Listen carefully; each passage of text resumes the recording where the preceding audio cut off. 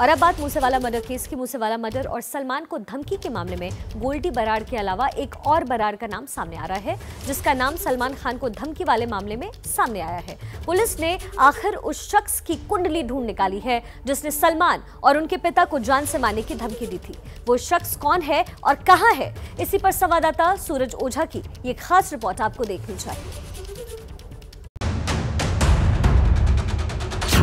सलमान खान धमकी मामले में सबसे बड़ा खुलासा।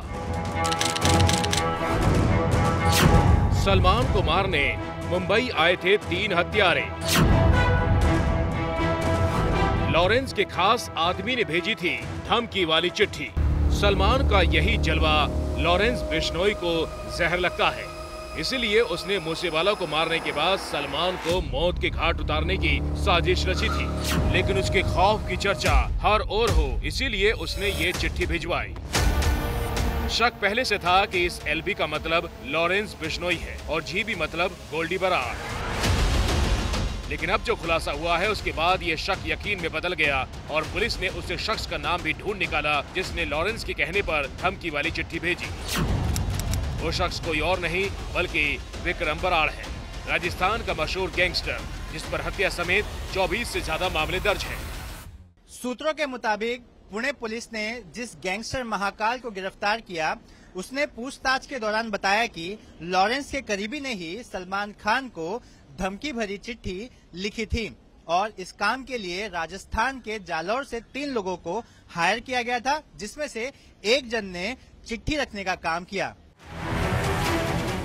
इस बीच खबर ये भी है कि गुर्गों का सरगना विक्रम बराड़ सलमान को धमकी देने के बाद देश छोड़कर फरार हो गया।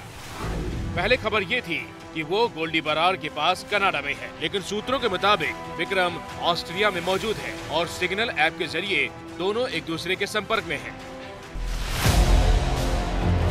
विक्रम भले ही भाग गया हो, लेकिन ये किसी को नहीं मालूम कि चिट्ठी रखने वाले गुर्गे मुंबई में ही हैं और या किसी बड़ी साजिश के तहत शहर में ही रुके हुए हैं।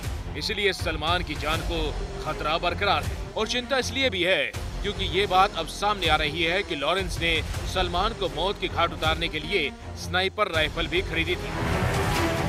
लॉरेंस ने सलमान को मारने के लिए 2018 में ही राजस्थान के अपने शूटर संपत नेहरा को मुंबई भेजा था। संपत ने सलमान के घर की रैकी भी की थी, लेकिन सलमान के करीब नहीं पहुंच सका था। संपत के पास पिस्टल थी, इसलिए वो ज्यादा दूर से निशाना नहीं लगा सकता था। जिसके बाद संपत ने अपने गांव के दिनेश फौजी नाम के शख्स से स्प्रिंग राइफल मंगवाई। अनिल पांड्या नाम के गैंगस्टर ने 3 से 4 लाख में ये राइफल मुहैया करवाई थी। उसका अभी तक जो रोल आया है, उसने शूटर्स ऑर्गेनाइज कराने में कोऑर्डिनेट किया है और लेटर वाले में भी उसका कुछ रोल है, वो भी हम प्रोब कर रहे हैं और महाराष्ट्र पुलिस इस पे फर्दर काम कर रही है। स्प्रिंग राइफल स्नाइपर राइफल का ही एक वर्जन है जिसकी मदद से दूर से ही टारगेट को खत्म किया जा सकता है और मुमकिन है कि संपत नेहरा भी इसी कोशिश में था कि सलमान जब साइकिल पर निकले तब मौका देखकर उन्हें दूर से गोली मार दी जाए या फिर जब वो अपनी छत पर फैंस का अभिवादन करने आए तभी मौके को भुनाया जाए। हालांकि मंसूबे कामयाब होते उससे पहले ही वो सुरक्षा एजेंसियों के हत्थे चढ़ गए। कहानी में साजिशों के कई पन्ने हैं जिसे समझने के लिए पुणे पुलिस दिल्ली में है और लॉरेंस बिश्नोई से पूछताछ कर रही है। कैमरामैन अनूप रस्तोगी के साथ सूरज ओझा, ABP news, Mumbai.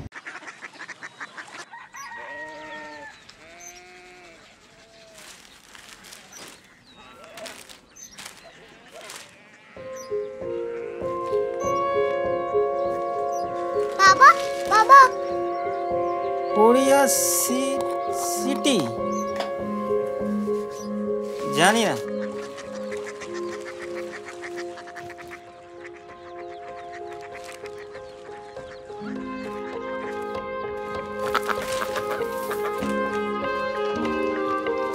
Korea city.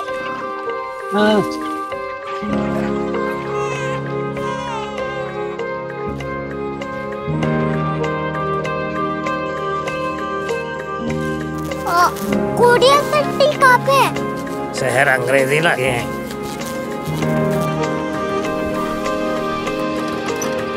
Korea city.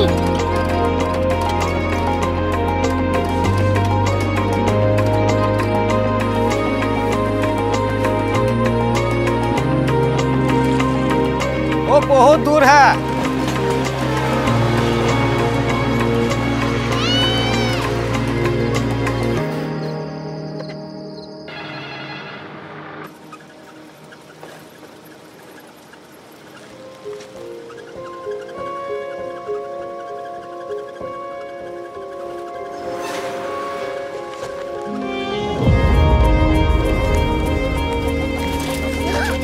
Korea city.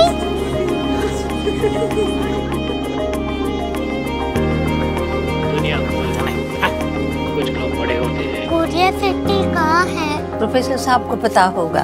हो, ये छोटा वाला ग्लोब लगता है और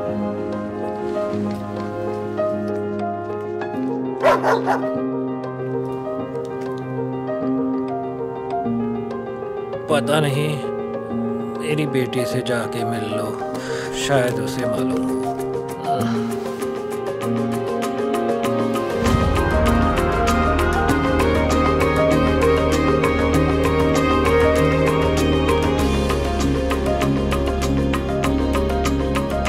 हाय, बाबा ने भेजा है। Come here. Korea city. Korea city नहीं, क्यूरियोसिटी। वो क्या? That's what brought you here? जो तुम्हें यहाँ तक ले आया। क्यूरियोसिटी।